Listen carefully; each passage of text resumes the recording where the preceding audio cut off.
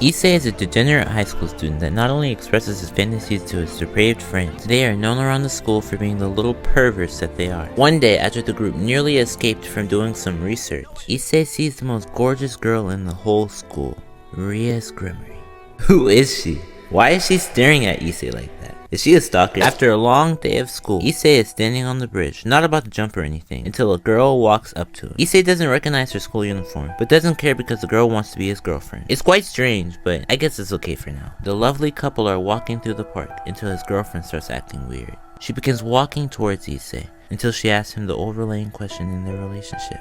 Would you die for me, Issei? His one and only girlfriend begins to sprout wings and transforms into what Issei would call a devil. She stabs him through the torso with the spear of light and then leaves Issei for dead. Is the main character really about to die in the first episode? Why did she want Issei dead in the first place? Who is she? As Issei begins to bleed out, he remembers the beautiful crimson hair of Rias Gremory. The way she stared at him was memorizing by itself. What in the world is that? Is that Rias? She has to be stalking Issei. My apologies. Rias was summoned by the desire of Issei, not to mention the card that a girl gave him on the street. Issei is saved by Rias and reborn as a devil to work as a pawn under the house of Rias Gremory. 2 mornings later, Issei is lucky enough to wake up next to Rias' naked body. After heading to school with her, Issei notices the overwhelming popularity he has gained just by walking next to Rias, until he meets his friends of course. When Issei makes it to Rias' clubhouse, we find out that every single member in this room are all devils as well. There are devils, angels, and fallen angels which were all at war some time ago. His ex-girlfriend Yuma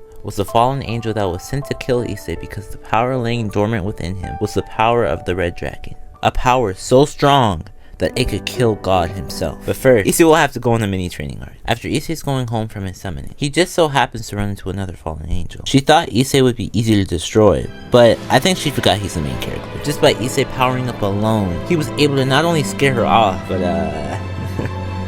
you know what I mean. Issei the devil runs into a nun and helps the nun up after the nun happens to fall over. Apparently this maiden of the church needs help finding it. She's not from here, so she got lost on her way there. Her name is Ozia, by the way. So, like the clueless devil he is, Issei helps the nun to her church and then sees her off. Obviously that conversation didn't go well with Rias. After being summoned, Issei comes to a house that appears empty, but not only that, the same strange feeling that Issei received when walking Ozia to the church hits him again. He's about to leave until he remembers something that Rias said, and not wanting to disappoint her, he ignores his devil senses and marches straight in. Is that blood? They're corpses! Issei, why did you come in here? The fear Issei felt wasn't for no reason. There's a creepy cannibalistic priest chilling in the back, and yes, he actually eats people. The priest says he works for a large devil purging organization, and tonight he plans on exorcising Issei Hyoudou. It's not looking good for Issei. With a bullet hole through his leg and a large laceration in his back, it looks like this may be the end for our main man Issei. Ozia? What is she doing here? Is she really working with this scumbag? Ozia sees the carnage that Fried left for her on the floor and is horrified. She doesn't think it could get any worse until she turns around to see the kind-hearted boy that she knows as Issei. Fried tells her that Issei is an evil creature that needs to be exorcised. But the goodwill Issei showed Ozia and the little time that he is known causes Ozia to blindly protest for his death. Maybe Fried will change his mind.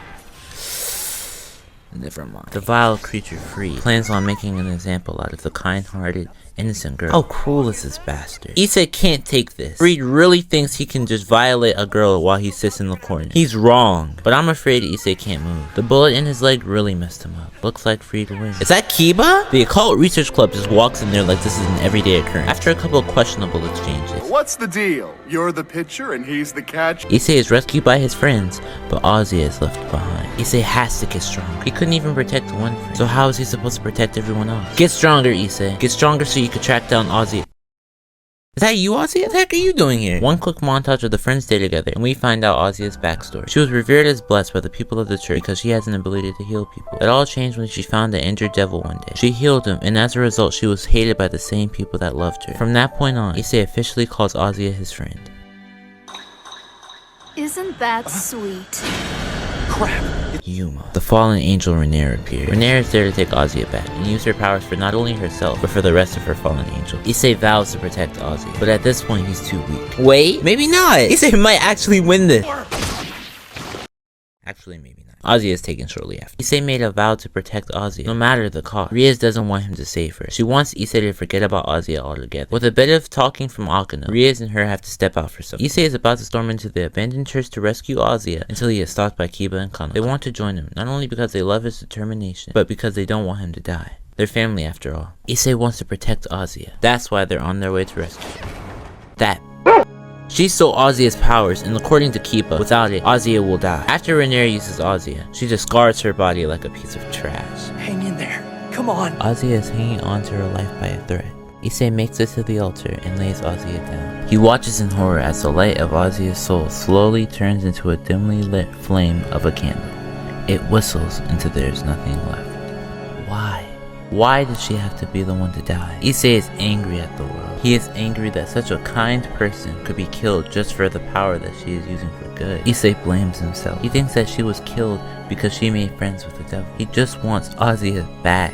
Renera is sitting at the altar, taunting Ozzy's death. She taunts and taunts and taunts until Issei is pissed. The power of his sacred gear, also known as the Red Dragon, corresponds with the current emotions of the owner. The stronger the emotion, the stronger the gear. Strike after strike. Issei can't hit her. Why is he never good enough? He realizes that no matter the pain he endured, it is nothing compared to the pain Ozzy felt. He doesn't care about the pain that he feels. He will fight through it if it means that he can end the fight with Renera. And with those words, Issei finally unleashes a new level of power. Explosion! Issei is able to defeat Renera and meet up with his friends again. I feel bad though. I mean, Ozzy is still dead and Issei can't even. Why do I bother? Ozzy is reborn out of the kindness of Rias' heart as a bishop under the House of Gremory. More on that in a bit. Rias has been acting weird lately. She's been staring off, losing focus, and she even tried to sleep with Issei. Well, I mean, that last one kind of seems a bit normal, but you get the gist. When Issei talks to Kiba about it, he said that there was only one thing that could have caused her to act like this. Rias is getting married? Like, are you dead?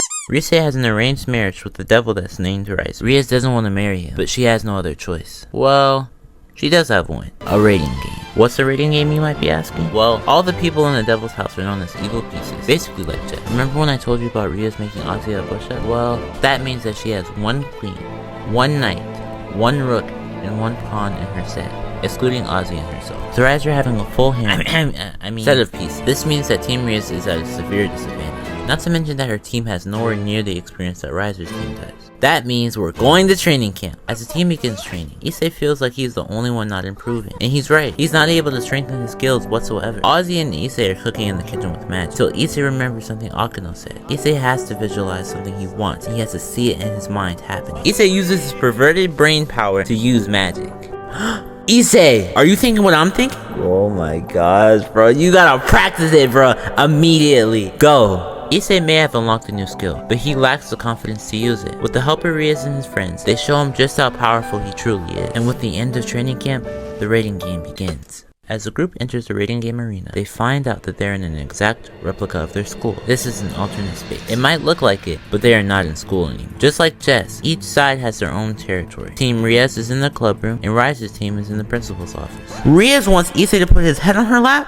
Thank you, Rias. As an advocate for Issei, I humbly support your decision. But it was for a reason. Although Rias had Issei lay on her lap for her own enjoyment, she did this so she could partially remove the seal that she placed on Issei. As it stands now, Issei has taken up 8 pawn pieces out of Rias' set. That's every single pawn just for one dude. So Rias placed a seal on Issei to not overwhelm his body with power. She may have only released a portion of his power, but the rest of the power on top of his boosted gear would have been too much for him. Okay, so what is their game plan? Issei and Kanako have to take on... Is that Chun-Li? I mean, 3 pawns and 1 rook. And apparently the rook is as strong as a queen? What exactly is Rias planning? They split the battle. Issei takes on all the pawns, and Kanako takes on the rook. The fight begins. Wow, Chun-Li is powerful. Kanako doesn't seem like she can land the hits. I stand corrected. Chun-Li may have been wailing on Kanako, but it appears that Kanako waited until she lost some stamina to strike. I wonder what Issei's doing right now. Why do they have chainsaws? These girls are trying to kill this man. Is it time, Issei? Yes, it's time. The technique Issei was practicing at camp may surprise you. It's unique to Issei, and others may say it's plain old dirty as a whole. But for Issei, it's a skill that all the depraved individuals wish they can do. Dress break.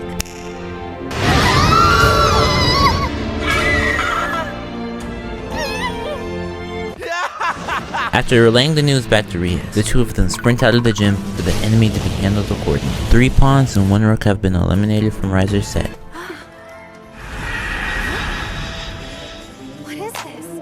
Hello, lady. Kiba with his light-skinned entrance. What is he planning to do? Rising up the competition is not a game plan, Kiba. You light-skinned people make me sick. As Issei and Kaneko are arguing about Issei's new technique, they begin heading to the predetermined location.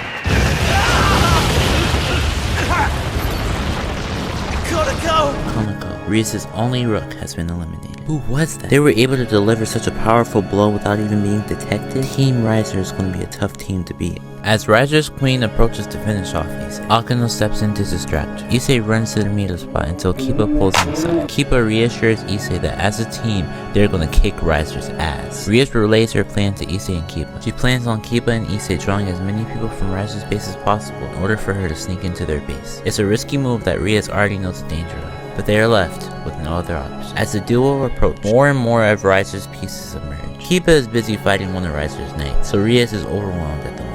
2 pawns, 2 bishops, 1 knight, and 1 rook are all facing against Issei at once. Issei's distraction allows Rias and Ozia to sneak past into Riser's base. Issei may be overwhelmed, but luckily, he is fighting a little girl dressed as a baby doll. He is fighting one of Riser's bishops. She doesn't want to fight though, so she sends the rook to go after Issei. Issei is asking the rook the same questions I am. What is wrong with her? Why isn't she fighting? Apparently, that is the sister of her beloved Lord Riser. If you know anything about Riser's team, you would know that that is basically Riser's harem. Having your little sister in your harem is crazy, even for Issei. But according to Riser, she is a part of the team because she needed something to do. He doesn't have a thing for his sister.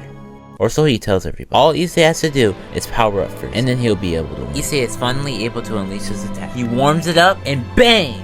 Dang, she dodged it. She wants to stop Issei from boosting again, but that was her biggest mistake. Issei winds his arm back, then hits her with a devastating blow. Oh, was that supposed to hurt? It wasn't supposed to hurt, but those clothes don't look too good. How about we take them off your... Too late! What did you do? Issei is going to finish her off with one last dragon shot. Boom! I shouldn't laugh at it. With more disapproval, but this time from the enemy. Issei has jumped and scolded by the rest of the enemy pieces until Issei's sacred gear upgrades itself again. It appears like Team Rias is gonna win. Kiba revealed that he has a sacred gear known as Sword Burst. Akeno has severely injured Riser's queen, and Issei just eliminated the rest of Riser's pieces. There isn't much that stands in their way. Akeno was eliminated? But how? Kiba too? How is this possible? Of course! Riser holds the ability of immortality thanks to his phoenix blood. His family produces an item known as the Tears of the Phoenix, which heals any injury a player receives instantly. This can't be fair! If Riser has an ability so powerful, how come Rias didn't get that too? This game was rigged from the very start! Issei tries to fight for Rias, but Riser is too powerful. As Riser seductively pummels Issei, he realizes no matter what he does, the boy won't give up. Riser is so aggravated with Issei's persistence that Riser concludes that killing Issei is the only solution. As Riser's strike is about to incinerate Issei, Rias is left with no other choice but to concede to Riser, allowing Riser to marry Rias. As Issei awakes from his coma, he slowly starts to remember what happened during the raiding game. Miss Grafia appears and tells Issei the results of the match. Rias lost, and Riser was declared victorious. But how? There is no way that Rias would just give up like that. She would have fought to the very end, but then Riser would have killed him. If Rias kept the match going, Riser's attack would have disintegrated Issei. She surrendered to save his life. Issei blames himself. Issei tried his best, but he wasn't strong enough. He failed not only his friends, but his master as well. He's pathetic. Rias deserves better than Issei, but whining the whole time won't solve the problem. The engagement party is starting soon, and Sir Zex gave him a summoning that will transport him directly to the party. He said, "If you want my sister back, Issei, you better be prepared to fight." Those words alone finalized Issei's decision. He is going to rescue Rias, but first, he's gonna have to make a deal with Drake. Now, I present to you my bride, Rias Gremory. Not on his watch, you don't. Issei finally made it to the party, at the shock of Rias. He tells everybody there that he is here to rescue Rias Gremory and take her back to where she belongs, along with a few Rizified phrases. And with the support of the team, Issei challenges Riser to a fight. With the approval of the Devil King, of course. Dragon versus Fiend, a fight for Rias Gremory. As the fight begins, Issei shows everybody his determination. Issei evolves his gear to have a suit of armor, a form known as a balance breaker. The sacrifice Issei made had to have been equivalent to the power that was given to him by the Red Dragon. In this case, his left arm was the sacrifice. This will grant him to the count of 10 to use all the power he needs during the fight. Issei is about to make it count. The first attack misses, but it is still powerful. As Issei tries to close the distance, Riser begins to submit his status on Issei. But Issei doesn't care. Once Issei lands an attack on Riser, it does way more damage than Riser expected. As Riser looks closely at Issei's left hand, he notices a cross sitting in Issei's hand. It was the cross Ozzy gave. He also boosted it to make it more powerful. But if it damaged Riser, how is he able to hold it? The hand he is holding it in does not belong to a devil anymore. It belongs to the dragon. Everything Issei has done in preparation for the fight has finally paid off. Now this is how you end the fight. As Issei's determination to save Rias shines through, Issei attacks Riser with everything he has. This is Issei's resolve. After Issei completely better, Riser is about to burn Issei to ash. Until Issei says one of the coldest remarks in anime history. Issei tells Riser that the best way to put out a fire is with water, and then proceeds to pour the entire bottle of holy water on the immortal devil's face. He even boosted it so it really him up. Issei is too cold, even in hell. Issei uses everything his friends taught him throughout training to show Riser what happens when you take someone away that Issei truly cares about. And with the final blow, Issei is victorious. Turns out even if Issei lost, Sir Zex would have Rias and Issei escape on this group. Talk about picking favorites. Due to Issei saving Rias, the two of them ride back on the group. A kiss from Rias concludes the first part of Issei's adventure to become the hero we all love. Until next time. Done it.